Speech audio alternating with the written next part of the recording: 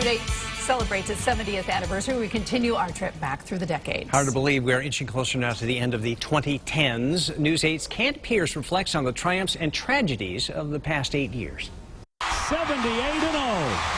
Connecticut has won the national championship again. 2010 began with more success for UConn women's basketball, storming their way to a second straight title in April.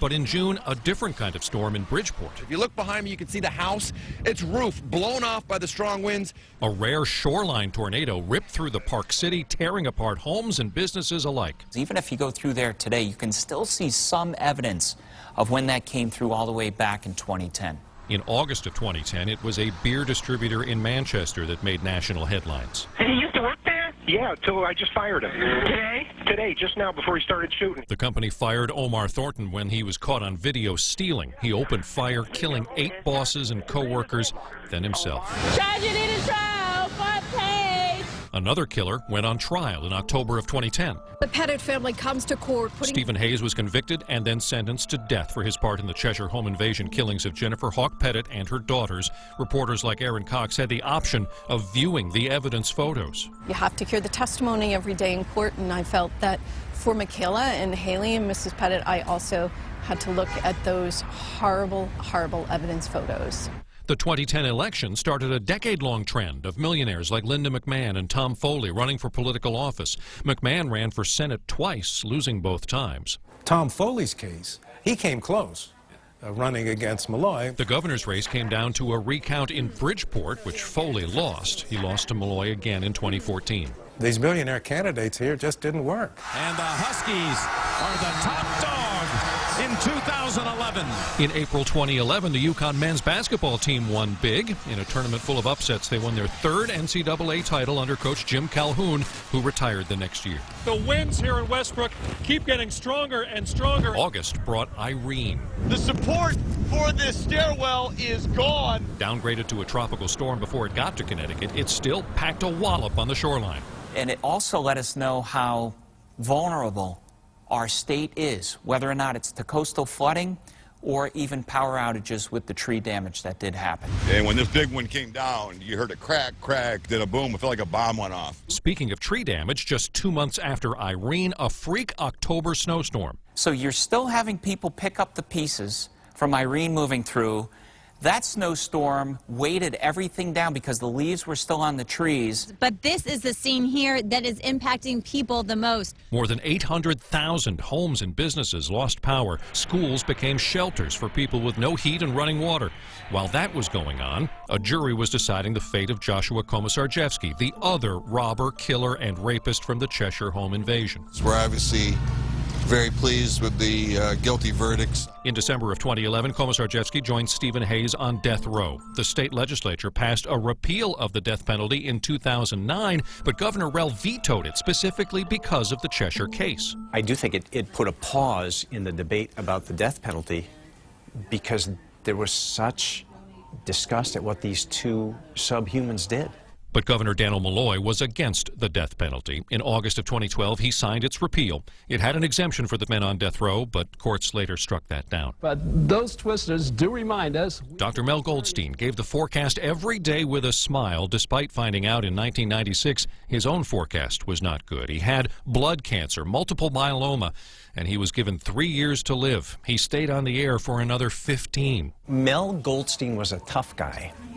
Mel Goldstein played hurt for years in the kind of pain that I don't think I could play through. Keith was with him for his farewell forecast in November of 2011. Connecticut has the greatest variety of weather that you could possibly ever have. He died just 2 months later.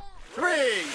His wife Arlene dedicated a bench to Mel on the beach in East Haven, just in time for Superstorm Sandy. We are seeing that surge push forward, get closer to some of these homes. It was another deal with coastal flooding, but it just depended on that wind direction of where those waves were smashed up against the homes. I remember we got to East Haven and houses just weren't there anymore. All the damage left behind by Sandy looked like it would be the saddest news of the year until December. There were 18 children who were pronounced dead at the scene.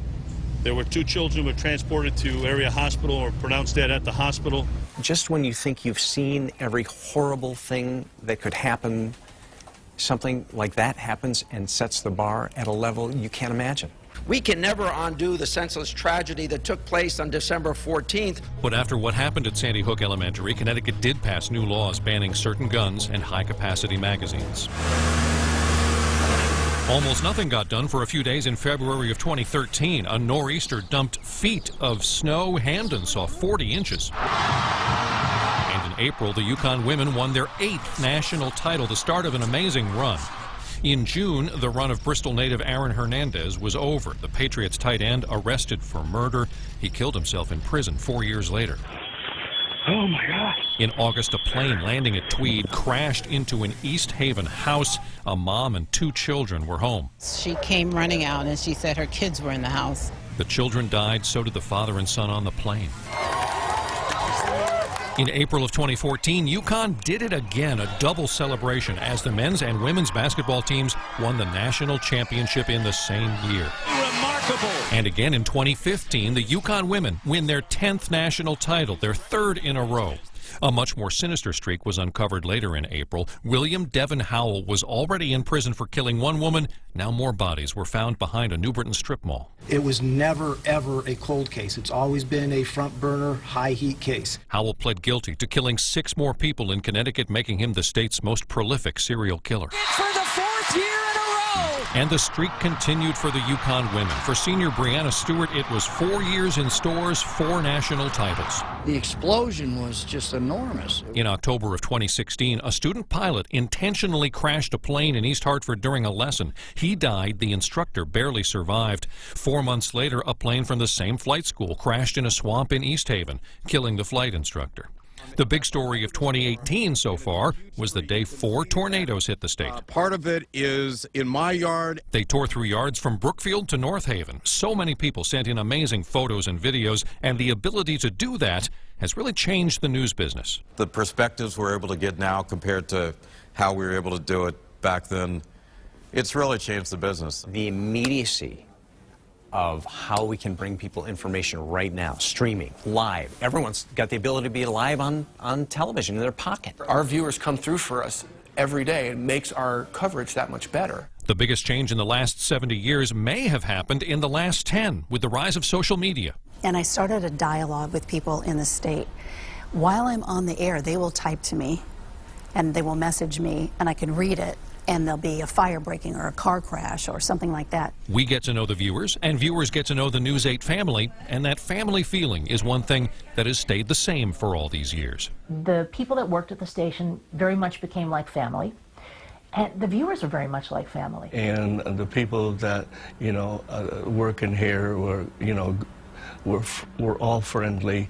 It's a family atmosphere. It's just a family. It was that kind of feeling. People felt like they knew you. Even to this day, I'll be in New Haven or Milford or wherever, and someone will recognize me and they'll run across the street to give me a hug.